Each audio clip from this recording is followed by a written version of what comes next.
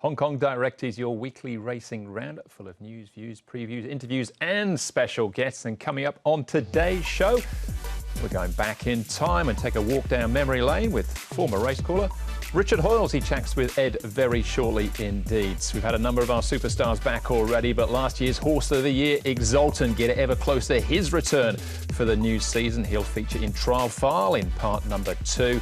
And of course, we get the rematch a week on Sunday. Golden 60, last year's Derby hero who downed Beauty Generation first up this season.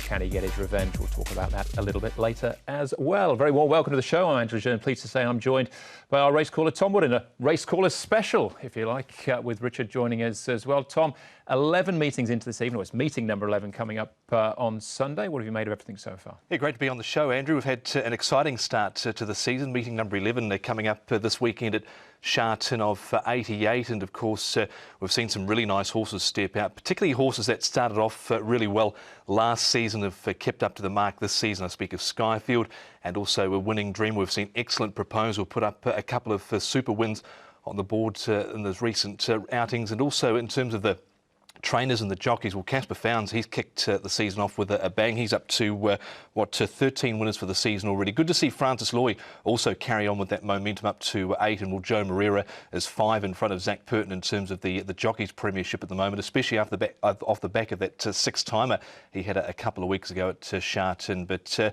he's clear at the moment, 5 on Zach, who's on 15, and Karis Teaton not too far away. But jockeys like Matthew Chadwick have also kicked the season off really well also. He certainly has, yeah. Matthew had a double on Wednesday night at Happy Valley. Joe sits out Sunday's programme once more through suspension, so Zach, with a good book of rides, has a chance to make a dent in that lead once more. Let's get straight into it, though. Plenty to get through on today's show, and start off with Richard Hoiles chatting with Ed Sadler. Richard, it's a real pleasure to have you here on Hong Kong Direct. Of course, you did work here many years ago. When you look back at your time in Hong Kong, what are some of the memories that come back? It was a fast-track learning experience, to be honest, Edward. I think it was more like a college degree. I was there sort of 3 years. Obviously, it was more Southern Hemisphere training than Northern Hemisphere, and I think that's probably what the steep learning curve was. There are still some parallels. You've still got Douglas White, although he's obviously a trainer now rather than a jockey. And I did smile when David Hayes returned, of course, because that was the era he was fighting out the championship virtually every year with Ivan Allen. So it was with a great deal of pleasure. I learnt a massive amount. And hopefully it stood me in good stead in the years that have gone by since. Certainly you've achieved so much in your career. From a calling point of view, Richard, British racing and Hong Kong racing are quite different. Did it take you a little while to adjust to the Hong Kong style of racing and calling here? Yes, it did. And I think it's obviously a different style. We tend to be probably a little bit slower in delivery and what have you. I was never principal caller there. I was host rather than, so I was second caller. So I was only calling sort of once every 2 or 3 weeks. And as a result, initially at least, that took a little bit of getting used to. It's just a faster tempo, isn't it? They race tighter. It's a lot more name calling. And with the distances being 2,000 metres or less, you don't have those distance races, and certainly not the jumping races, obviously, that we have in the UK. So the tempo took me a while. Some will say I never quite got the hang of it, but it was certainly a great experience. Here's the moment, Johan Cruyff, the button pressed, he finds 3 and storms to Derby glory. Johan Cruyff, a flick of the reins from Eric Legree. Monza battling out second with On Rapport and Born to Win. Johan Cruyff, we thought he was good, he smashed them. The big days that you were here for, Richard, you would have seen the likes of Fairy King Prawn, Jim and Tonic, Indigenous. What are some of the memorable moments on track that you were here for? Yeah, I think that's true. Fairy King Prawn in particular. If you like, the international horses were just beginning to become Group 1 international standard, I think, before the advent of Silent Witness, who just briefly overlapped with my time there. But yeah, Indigenous was probably the hero horse, if you like, in the sense that he used to run at every trip. Your best horses in those days in Hong Kong were capable of beating virtually every horse from 1,000 metres right the way through to 2,400, providing obviously they stayed that far. If you had an Indigenous, he would run Australian style, if you like, in all the big races over all the different trips. And to my great enjoyment as well, that I still occasionally see Mr. Vitality, who was your first Triple Crown winner, who's now 29, I think, in retirement at a sanctuary in the UK. So I remember people going to see him off at the airport as well. So yeah, there's some fine familiar names there. Billion Win, Best of the Best, Fairy King Prawn, that sort of era when they were fighting out the Stewards Cup. A couple of terrific finishes there. I've spoken to a few of your former colleagues in preparation for this interview, Richard. One former colleague of yours brought up a story of there was a guest race callers night at Happy Valley, and you might have cut it a bit fine in getting to the broadcast box on time. Is that true? Yes, that possibly is. That might be Greg. I don't know. But yes, we were all. They wanted a photo call, but unfortunately, the Jockey Club hadn't discovered the traffic issues that are always around Happy Valley, and they cut it a bit fine. And by the time we were all assembled back at the hotel, I realised that it was going to be a little bit tricky to get to the broadcast box. I think the race I was calling was definitely 7:30, and at 7:26 and 30 seconds, I was still on the bus when the driver took a wrong turn and needed to go around the one-way system again. So I bailed out and ran up to the box and just made it in time to call the first race on callers night. I think the others got there in time to hear a repeat of the call and actually didn't quite believe that I'd made it up to the box in time. But I still know my way around those lifts and up those corridors. No competitor trying to kick from the front. Rory's bid American Win, Flying Knight and Happy Eclipse out after the leader, but no competitor still has a length. American Win, Happy Eclipse coming down the centre, Flying Knight, Rory's bid still in front. No competitor, they're out after the leader. He's only got a length in hand as he goes to the line, but it'll be enough. No competitor will last home, tight for second place. As well as wanting to reminisce on your time here in Hong Kong, Richard, also want to talk to you about British Champions Day, which is coming up. We'll be simulcasting it here in Hong Kong.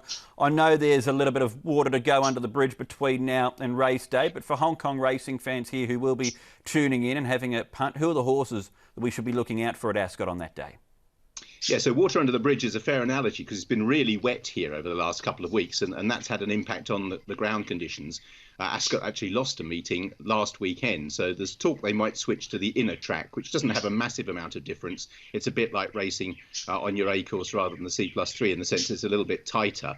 I think the main horses that you'll be looking at, the high-profile horse will be Palace Pier in the QE2. He's been our boom miler really this year since he beat Pinatubo and Wichita at Ascot, and he's gone on with things and impressed in France as well. The clash between him and Kamiko, who won our Guineas here and returned to form in the Joel Stakes, will probably be the highest profile clash of the meeting. But you shouldn't, if the ground comes up soft, ignore the claims of a horse like the Revenant, who was placed on soft ground last year, and also at a big price, because I remember from my days that Quinellas and Tierces and everything else is what's important.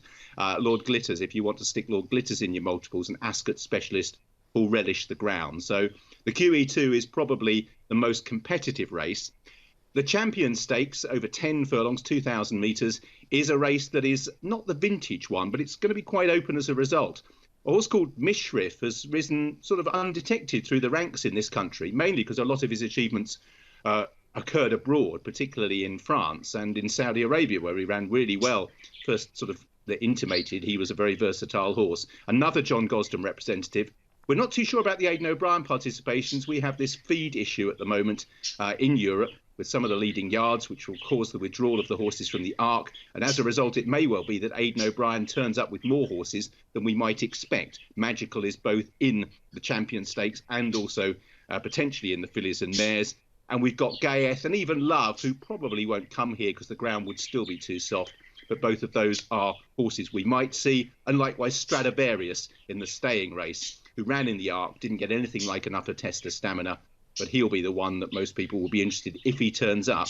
Gosden has a really strong hand because he has Logician in that race as well. So John Gosden is very much the trainer to keep an eye on. The higher profile horses will be Palace Pier in the QE2 and probably Mishrif in the Champion Stakes.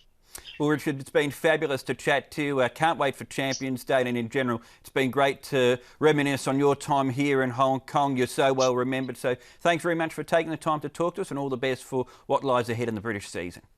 It's a pleasure, Edward, and please pass on my best to everyone who's still plying their trade out there. It was a fantastic experience, and I owe Hong Kong a great deal. Great to hear from Richard Hoiles there, one of the world's great race callers now. So since Ed spoke with Richard, there's been talk of Enable now running on Champions Day as well. Tom, whether that happens or not, we're still a week away, remains to be seen, but she'd be a pretty big draw card as well, even after that Arc disappointment. Yeah, she just didn't quite let down there. The ground was particularly heavy over in France on that occasion last weekend for Enable, but it would be good to see her there. She certainly is a draw card to Enable wherever she goes, and to have her competing amongst some of the best on Champions Day at Ascot would be terrific. Yeah, it'd be terrific to see some of those Aidan O'Brien horses come here for December as well. Just on Richard, though, Tom, he's part of a long line, this roll of honour of race callers here in Hong Kong. You know, recently we've had, you know, Darren Flindell and David Raphael, Richard, Jim McGrath as well. I mean, it really is a who's of race calling. No pressure on yourself. Yeah, Hong Kong has been fortunate over the years, Andrew, to have some terrific race callers come through. Certainly Darren Flindell and Brett Davis in recent years, and you go back to the likes of Richard Hoiles and David Raphael with some of his international calls, which were absolutely scintillating. And then also Jim McGrath, he was certainly one of the real pioneers of the craft down through the years, bringing his Australian flair over to the UK. And I think Richard certainly took plenty of that on, and he certainly has that more Australian, New Zealand style over in the UK, Richard, rather than anybody else there. And I think Jim McGrath was certainly one of the real pioneers when he went over to the UK that sort of developed that style over there. Yeah, and Terry Spargo as well, another name I probably should have mentioned. There'll be more that I've forgotten, apologies if I have, but yeah, Richard Hoiles, great to have him on. And Tom will be finishing the show actually with one of his favourite race courses, which happens to be Hong Kong. Will it have a Kiwi influence? We'll find out in due course. Plenty more to come in part 2, including the trial files with Exultant and Hot King Prawn hitting the track.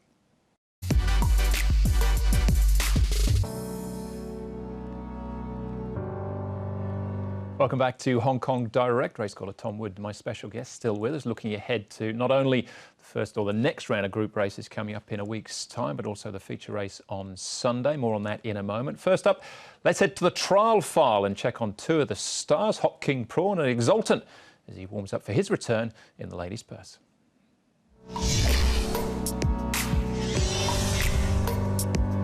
They're on the swing at the top of the straight, inside the 400 metres. King Shield leads Apache Pass in the middle, Diamond Brilliant. Wider is Red Desert. Then came Celestial Power, Chader Pins, followed there by Lucky Missile, Gift of Lifeline, Exultant and Champion Power, but with 150 to go. King Shield leading just over Red Desert, who's a length away and trying to close. But King Shield, too many guns blazing, wins a length and 3/4, if not 2.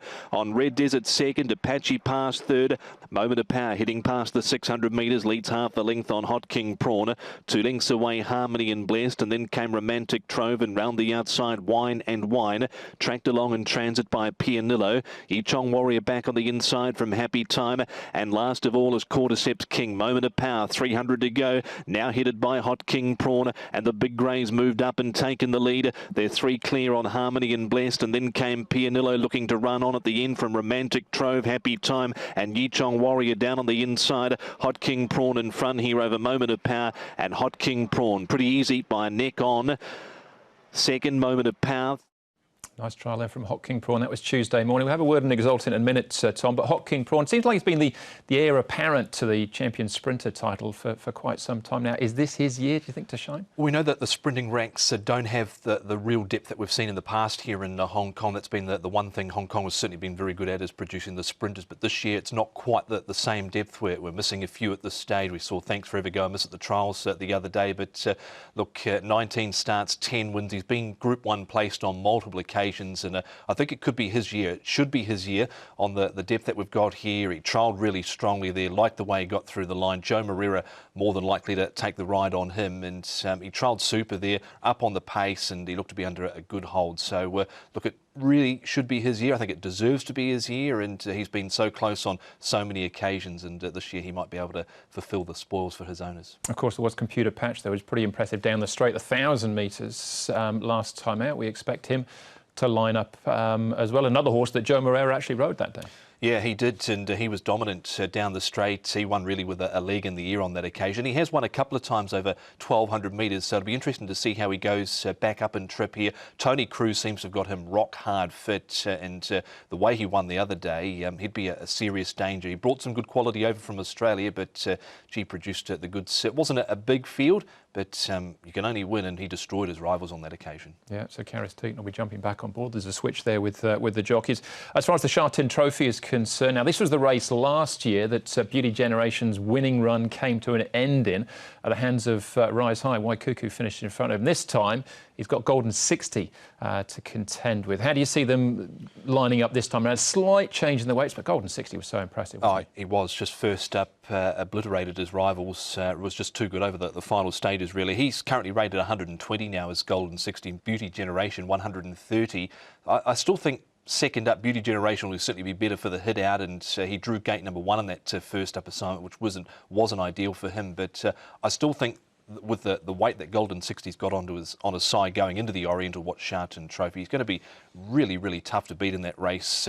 Beauty Generation, he was game and defeat, dead heating second there with the Champions Way, who's more than likely to be lining up in the race as well. I think he seems to have come back better this season as well too, Champions Way. Yeah, I think Beauty Generation probably looking to get back to level weights, get his chance. And Vincent Ho actually was a double for him last year because he rode Ride High to victory in this race and then rode Golden 60 in the very next race. Golden 60's now progressed to what he is now. Just a quick word on Exultant as well. Didn't do a great deal there in the trial, but he never really does. But the Sasa Ladies Purse comes up on the 1st of November. It does. So that's only a few weeks away now for Exultant. It was a typical Exultant all-weather trial. Flop out the back and do as little as possible, and that's basically what he did. He might have beaten maybe one rival home in that trial there, but just a typical sort of trial for him. Tony Cruz is happy with how he's going, I believe, and he'll be stepping up to the 1800 metres first time out, and it'll be a good test for him. Of course, last year's Horse of the Year, he did some great things last year, and he'll be looking to pick up where he left off at the end of last season. Yeah, tough for him under a handicap over that sort of trip, but a good starting point for him before he heads on to the Vars once more. All right, let's keep moving for Sunday now. We'll have a look at the final race in a moment, but just a quick reminder of the diary. Back at Happy Valley, we're into this routine now, the Sunday, Wednesday, Sunday, but the 18th, next Sunday, is the Premier Bowl and the Oriental Watch Sharton Trophy, which should see Beauty Generation and Golden 60 lock horns once more.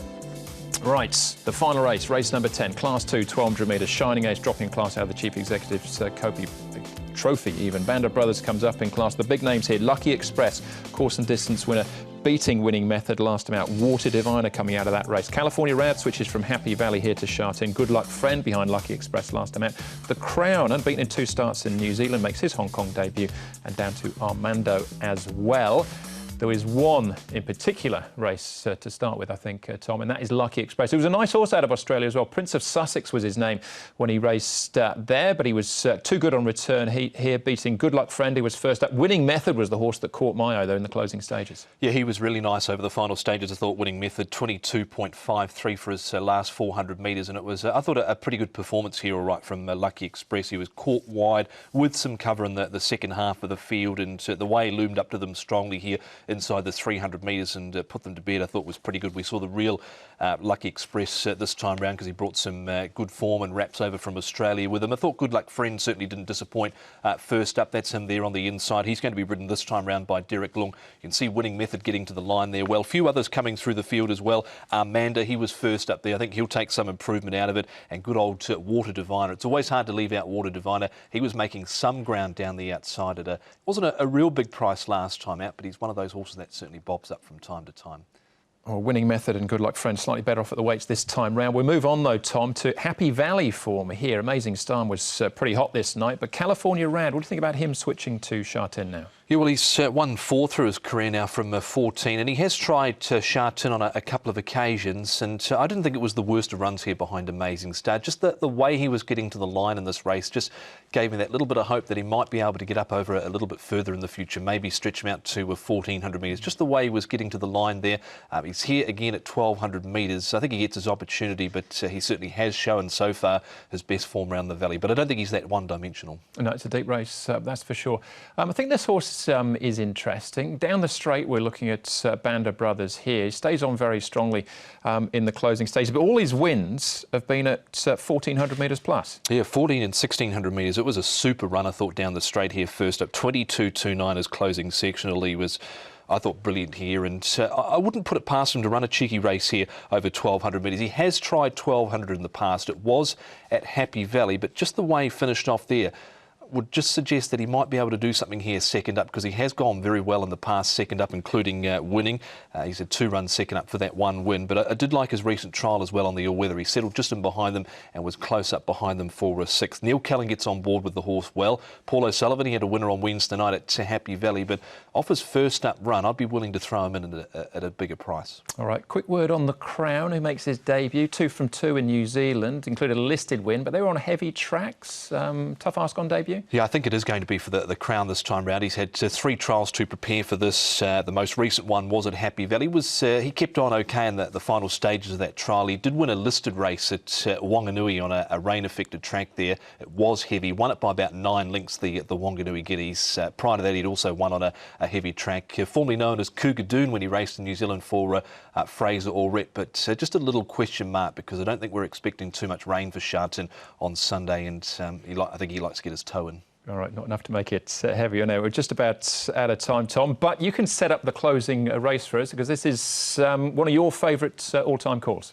Yeah, Richard Hoiles referenced Fairy King Prawn before, and well, it's the Sunline Fairy King Prawn Hong Kong Mile of year 2000, I think it was, in the end. I remember growing up as a school kid watching these races at home, Sunline in particular, with her feet through the Cox Plate, and David Raphael, his call was magical on that occasion. One of the calls that gets the hairs standing up on the back of your neck. It was one of the greats, I thought. And a Kiwi win as well. Tom, thank you. Enjoy the action on Sunday. Great to have Richard Hoiles on the show as well. So we'll leave you with, I had the pleasure actually of working with David in Australia, in my opinion, one of the modern day great callers. Here's one of his great calls, Sunline versus Fairy King Prawn. Enjoy this. We'll see you again on Sunday and bring all the action from Hong Kong direct to you.